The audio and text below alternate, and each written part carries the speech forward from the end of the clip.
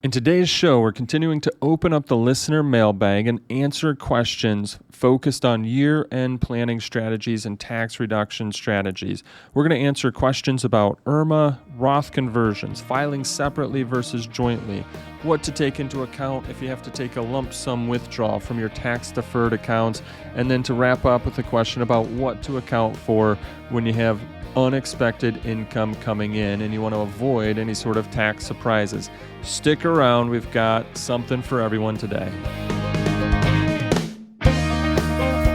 Welcome to the Your Life, Your Money podcast with Scott Sierens, teaching you how to thrive in life, wealth, and retirement. Welcome to the Retirement Show, all about your life, your money, and today we continue our conversation about taxes. That's right, we're going to continue to pull from the listener mailbag, but specifically questions in regards to year-end planning or in regards to tax strategies or tax planning. And today we're going to answer those questions that we've gotten in. Thank you so much for sending in your questions. Really enjoy hearing from each and every one of you that sends something in. I'm glad that you're finding our podcast, our episodes, the information that we're providing of value and benefit. So keep sending in those questions. We really appreciate them, and glad that hopefully we're being of help to you, your situation, and your financial future. For those that I haven't met yet, my name's Scott Sierens, and my goal is to help you thrive in life, wealth, and retirement. As I mentioned, today is Q&A specific to year-end planning and tax strategies. We're going to take all of that knowledge that we talked about at the beginning of this month, the knowledge around what you need to do before the year end, knowledge around different tax strategies available to you, knowledge just around tax planning, and we're going to apply it to people's situations, to some real life scenarios. We had questions come in regards to IRMA. We have questions about Roth conversions. We've got questions about married filing jointly versus separately. A question about a lump sum withdrawal. How is that going to impact this person's tax situation? And then a question, and this one I see a lot of people haven't planned for. We'll tackle this one at the end, is what to account for when you have unexpected income. What surprises should you be ready for? What surprises should you account for when it comes to a tax standpoint? So I tell you what, today there's really something for everyone. And I'm really thinking that you'll be able to take from these questions to be able to use them in your own situation and hopefully use them in your situation, or at least just better understand your own situation as well. Now, before we get into the questions, a common question that I do get is, Scott, would you help me? Scott, would you help me and my spouse? Can you help us understand when we can retire? Is it okay to retire? How much can we take from our retirement savings and spend? Or how do we just keep more of our retirement savings with us and in our accounts versus giving it to the IRS? And the answer to all those questions, or the main question is, would you help me or would you help me and my spouse, is yes. You see, I meet with families and individuals, people just like you, each and every day. And it all starts with a 15-minute phone call. And in that 15-minute phone call, we're just going to understand what areas that you need help in, and we're going to determine if there's a potential fit to continue to move further on in the process. And either way, in that 15-minute phone call, we're going to get you pointed in the right direction, whether it's through our process or maybe you don't need our help. Maybe it's something else, and we'll make sure to get you pointed in that right direction. And you can learn more all about this in our full process at lifemoneyshow.com, and then click on the Work With Us tab. Again, lifemoneyshow.com, click on the Work With Us tab. All right, let's get to it. Let's get to these questions. Let's learn some more about how we can help keep more of our hard-earned retirement savings with us and in our pocket versus giving it to the IRS. Let's learn more about what we can do to prepare ourselves for the end of this year through a lot of these great questions that came in. So here we go. First question is, and it came in, I'm going to read it exactly how it came in here. How about if the husband is 70, wife is 65? Is it okay to file separately so each one can do Roth conversions before RMDs kick in? You didn't mention IRMA in some of your shows when doing Roth and taking RMD.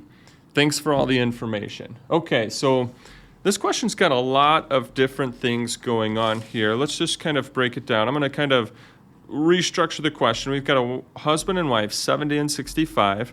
They're saying, is it okay to file separately? Now, I don't know if they're talking about Social Security here, or if they're talking about when you file your taxes, you can file married filing jointly or married filing separately. So I'm going to walk you through kind of each one of those thought processes. And then it talks about IRMA. So there's a question about what about IRMA when doing Roth? It says doing Roth, but I'm assuming that's Roth conversions and taking required minimum distributions. So we've got a few different things going on here. So let me just rephrase it again. Husband 70, wife 65. Looks like they'd like to do some Roth conversions before RMDs kick in. What about IRMA? What about filing Social Security? And what about married filing separately versus married filing jointly? I'm assuming they're saying that because the husband who's older will have to start taking RMDs at age 73. And so then the wife who's younger, if they file separately, does it give her more time to do some Roth conversions? Okay.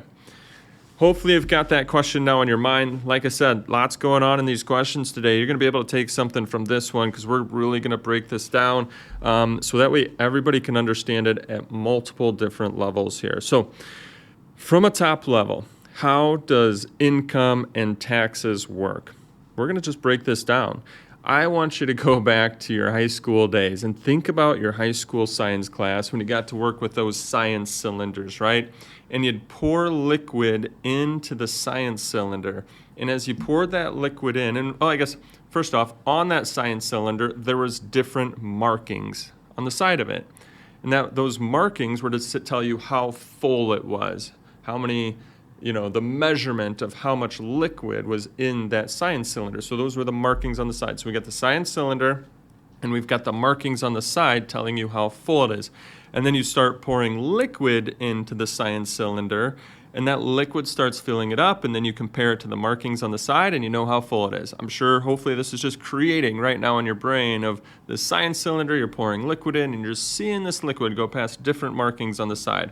Great. Hopefully you've got that vision in your brain. And if you have that vision in your brain, here's how we're going to change it. Now, instead of being a science cylinder, we're going to have that same cylinder. You've got the same cylinder, but we're going to call it a tax cylinder. And the markings on the side of your tax cylinder are tax brackets. They're tax brackets. The other markings that we're going to have on the side of that cylinder are called the IRMA markings. And I'll get to that in a little bit, but just remember, we've got two markings on the side of our cylinder here. We've got tax brackets and IRMA. And now the liquid that we're pouring into your tax cylinder isn't liquid anymore. It's actually income. It's your taxable income that we're going to pour into the science cylinder. What does that mean? Well, it could be your wage income. It could be dividends and interest and non-retirement accounts. It could be your self-employment income. Any IRA withdrawals that you take out of your or qualified withdrawals, right? So this could be 401k withdrawals, 457, 403b, IRA, all those tax-deferred accounts. Any withdrawals from those accounts, you got to pour those into the cylinder.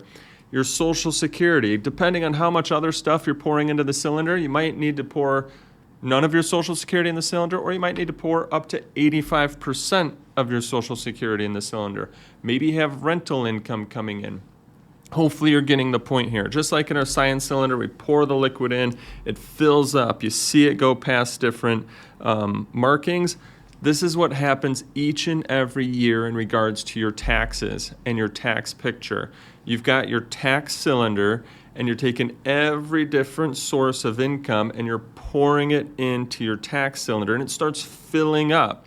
And as it fills up, you're going to either go up to certain markings, you're going to go over certain markings, you're going to be between certain markings, those tax brackets. So hopefully you've got this vision painted in your mind now of your tax cylinder, and you've got the income that you've made from your job, or maybe you've taken you've got $100,000 coming in from your job. You got to pour that $100,000 into that tax cylinder. And then depending on how high it goes up, you're able to see which tax bracket you fall in. So sometimes if you go over a tax bracket marking, that means you fall into the next tax bracket. For instance, let's just say married filing jointly, $0 to $22,000 is the 10% bracket. So that 10% line marking on the cylinder, that 10% marking would be at pouring in $22,000. Anything under that marking gets taxed at 10%. Then the next marking is going to be at $89,450. This is all 2023 rates, by the way, but $89,450. So again, you poured some taxable income in. You're like, wait, yep, I got more than 22,000. I've got 70,000. Well, you went past the 22,000 marker, right? So you're over now. You're over the 10% bracket, and you're going up, going up, going up. You're at 70,000. Well, you fell short of the 12% marking, but anything between that 10% marking and that 12% marking is getting taxed at 12%. Okay, hopefully you've got that vision in your mind. Keep that vision in your mind, right? So we've got markings that are the tax brackets we pour in.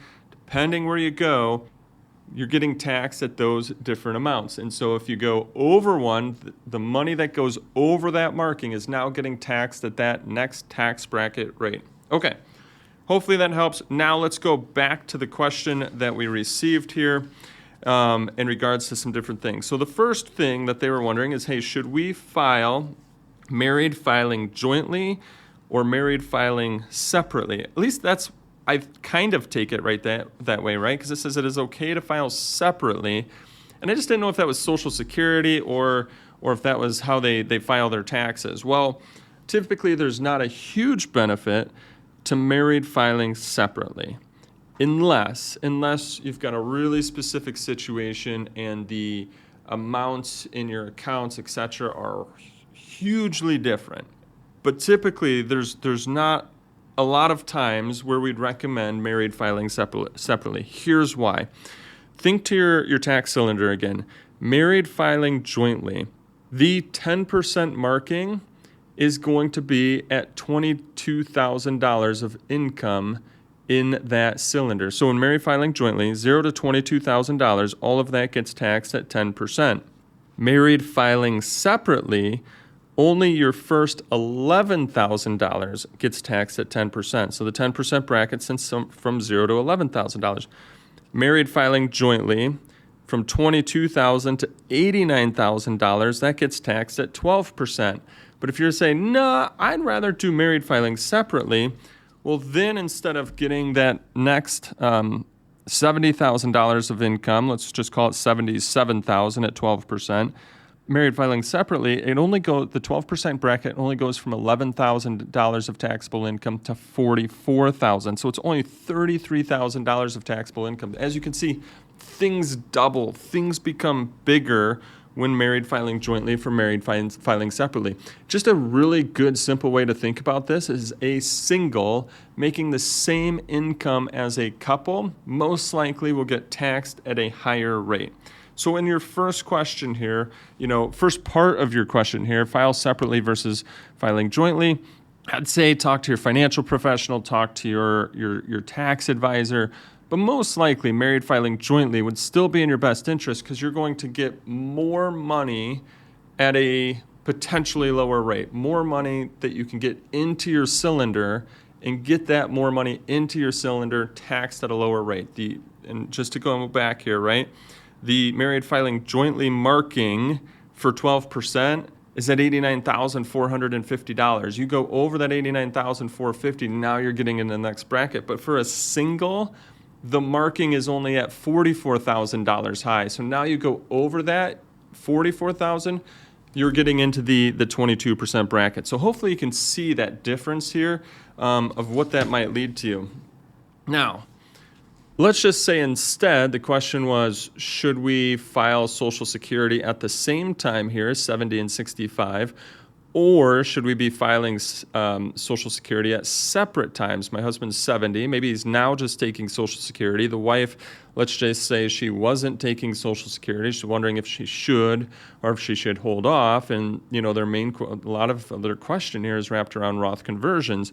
Well, in this case, or in your case, you may want to file Social Security at separate times. And we do this a lot with clients. They don't necessarily always take Social Security at the same time.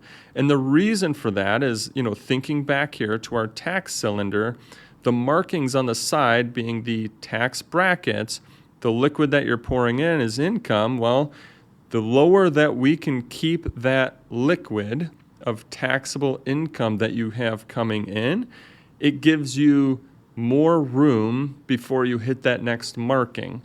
And if we have room before we hit that next marking, that room can be filled with Roth conversions. Because Roth conversions are taxable income. You're going to pay tax today, and then that money goes into your Roth IRA where it grows tax-free. You can withdraw it tax-free. But again, holding off in this case on the wife's Social Security. I don't know if they need it or not. I don't know their retirement savings.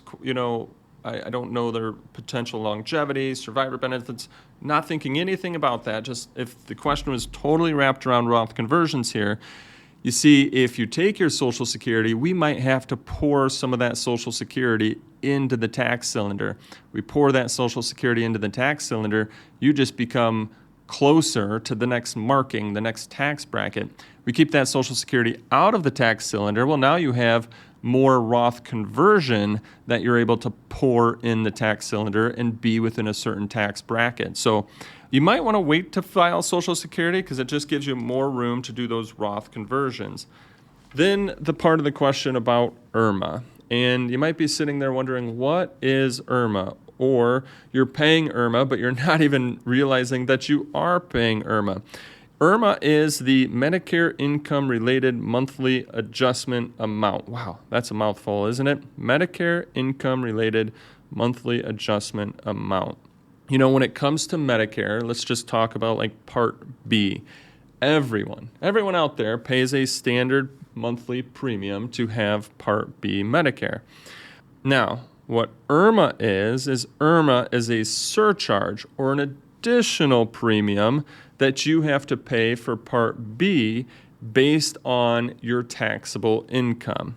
So back to our tax cylinder, I said there was markings on it representing tax brackets, but there's also markings on your tax cylinder representing when you would potentially hit a new IRMA surcharge, additional premiums. So I think it's just important to be aware that as you pour different taxable income into your tax cylinder, you need to be aware of those IRMA markings on the side, because if you go over those IRMA markings, next thing you know, your Medicare Part B premiums are going to go up. And potentially your Part D premiums could go up as well.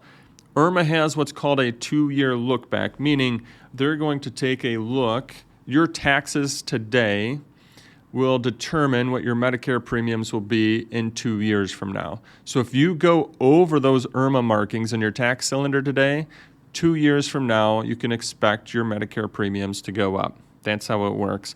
So yes, I haven't mentioned IRMA that much in the past, but I guess you're right. It is something when we do Roth conversions with all of our clients, it's something that we're looking at. It's something that's part of our tax report.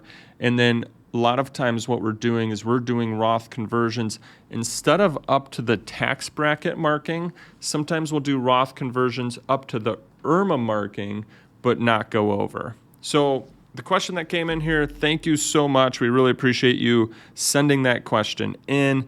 I think and I hope that a lot of people got some value and benefit of, from your question when it comes to taxes, when it comes to IRMA, when it comes to how they get taxed, how much they want to, when they want to take things.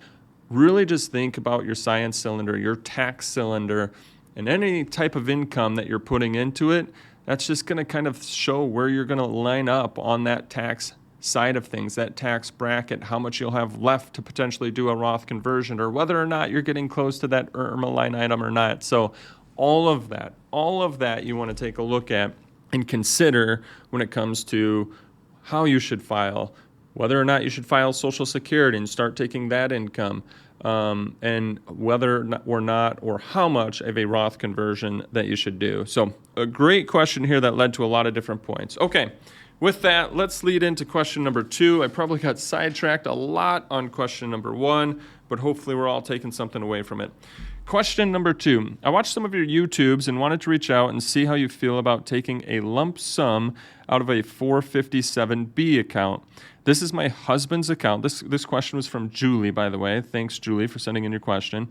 This is my husband's account along with other accounts he has. He also has a 401k and an IRA. They all equal about $1.2 million right now. He gets a monthly pension. We wanted to take out about $120,000 to buy a car and upgrade some things in the house. We are 62 years old and will not start taking Social Security until 67. I know that they will keep 20% of the money for taxes. Is there any drawbacks to this besides taking a big sum of money? Will we owe any more taxes? Okay. So Julie, thanks again for sending in your question. Lots of detail in there, but we can really sum this question to one thing. Hey, we've got all of our money in tax-deferred accounts, 401ks, 403bs, 457s, IRAs, accounts where the money hasn't been taxed yet. So Julie's right. As she takes out money, it will be taxed. So if you're taking, or if you need to take money out of your account, is it okay just to take it right out? Well, I mean, if you need the money, you need the money, right? But you want to beware of taxes. And Julie said, hey, will we owe any more taxes? A lot of times the company form work, they just set 20% because they don't want you to get surprised next April. But is 20% the right number? It's not necessarily the right number. It's not necessarily the actual amount of taxes that you will owe on this money. So how much could it potentially be? Well, let's go back to our science cylinder here, our tax cylinder that we were talking about in the first question. It all depends on how much liquid that you're pouring into your account, meaning it all depends on how much other taxable income Julie is pouring into her account here. And I see this a lot, that people want to take a lump sum out, but they don't really think about how this could impact them from a tax standpoint. And then next thing you know, this $120,000 of withdrawals that they need to take out, next thing you know, it could push them up into another bracket. So instead of just taking out $120,000 and saying it is what it is, maybe they want to be a little bit more strategic about it, right? So maybe if you think about that tax cylinder, they've got all this other income coming in, and maybe it puts them between two markings, two of the tax brackets.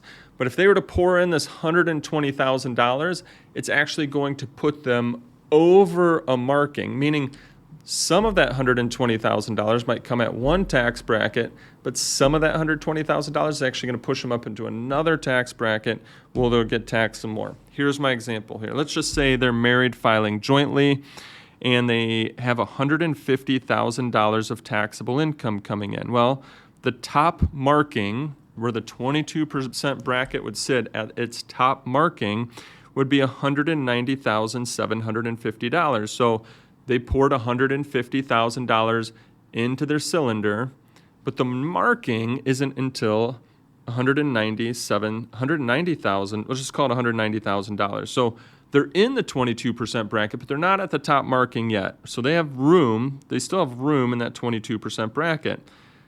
But there's only $40,000 of room there. They need $120,000. So guess what? They take out $120,000. $40,000 of that, yes, gets taxed at the 22% bracket. But that next $80,000 just put them into the next tax bracket where they're now paying 24% on that money.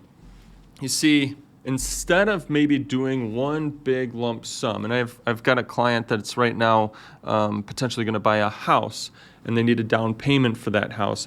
And here's what we're trying to do. We're trying to be really strategic. Just like Julie here, we want to be really strategic. Instead of taking all that money in one lump sum, can you stretch it over a couple years? We're right at the end of the year right now. Can you take some this year, keep yourself in a tax bracket, and then take the rest out next year, keeping yourself maybe within that same range or same tax bracket?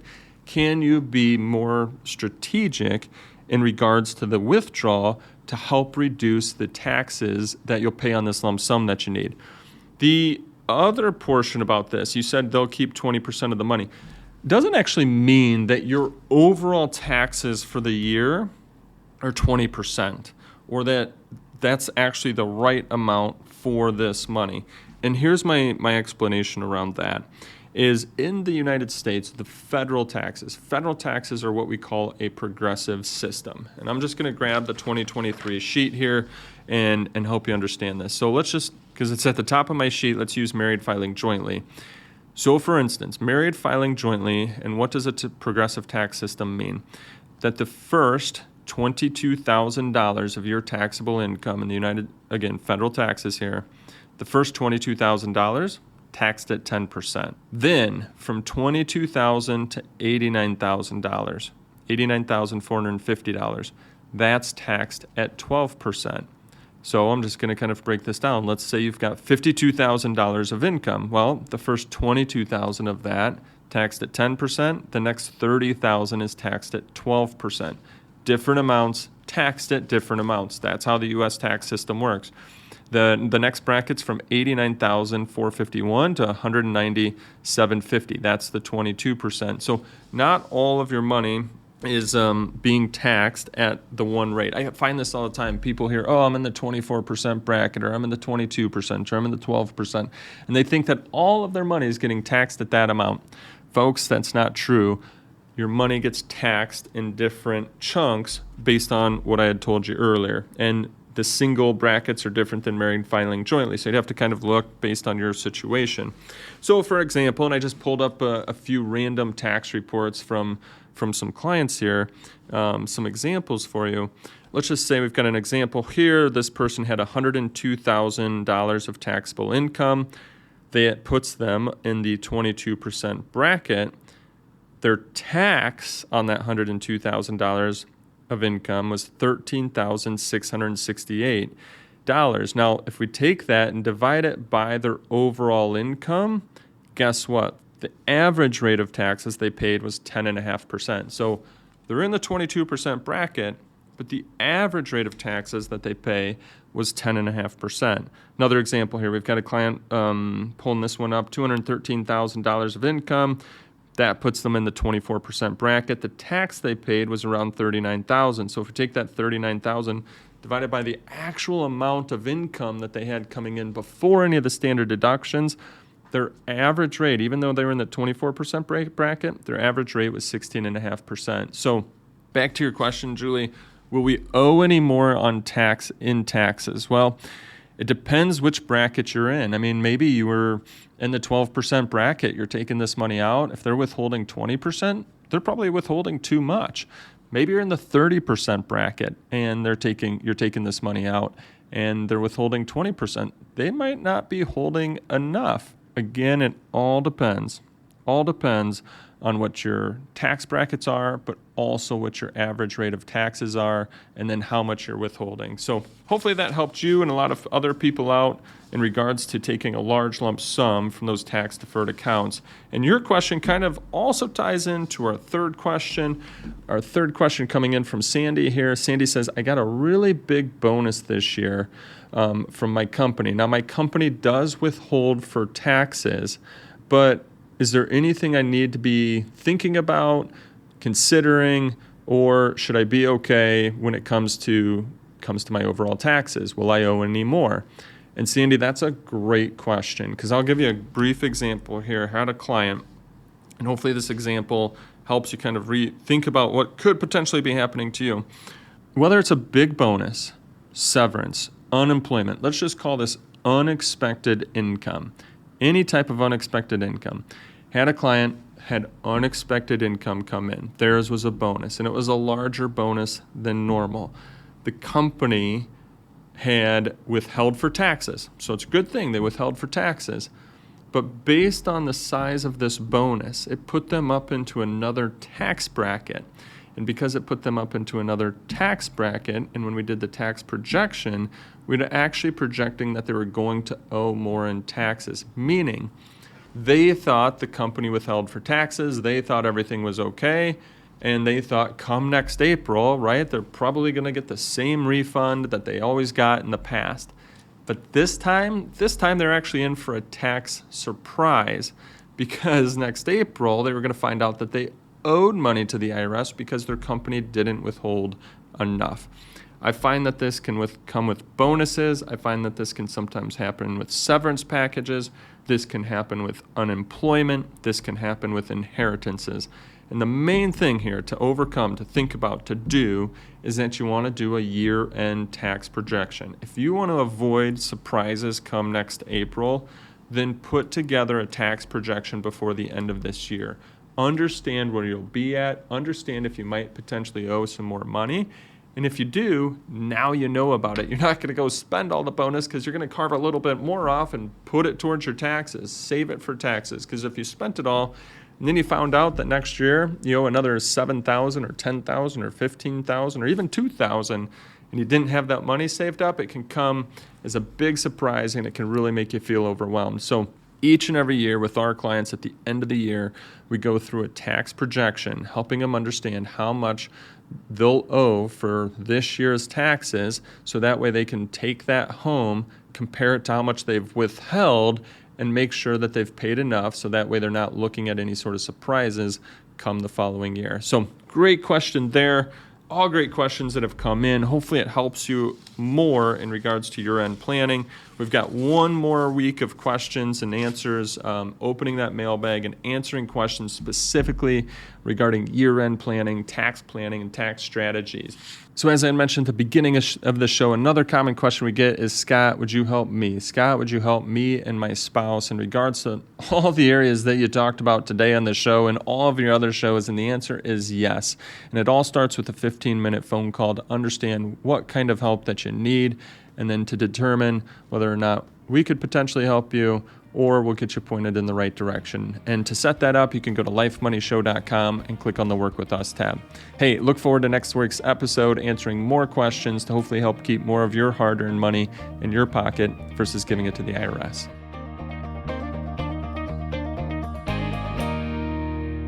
Insurance products are offered through the insurance business Sierens Financial Management, Inc. Sierens Financial Group, Inc. is an investment advisory practice that offers products and services through AE Wealth Management, LLC, AEWM, a registered investment advisor. AEWM does not offer insurance products. The insurance products offered by Sierens Financial Management, Inc. are not subject to investment advisor requirements. AEWM and Sierens Financial Group, Inc. are not affiliated companies.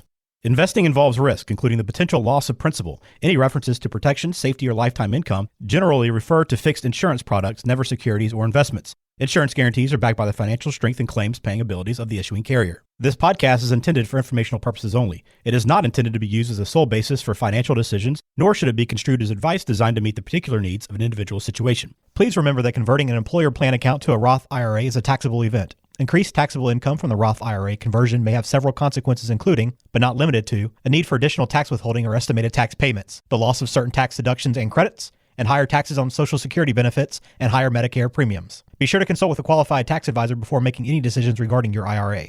Sierens Financial Group, Inc. is not permitted to offer, and no statement made during the show shall constitute tax or legal advice. Our firm is not affiliated with or endorsed by the U.S. government or any governmental agency.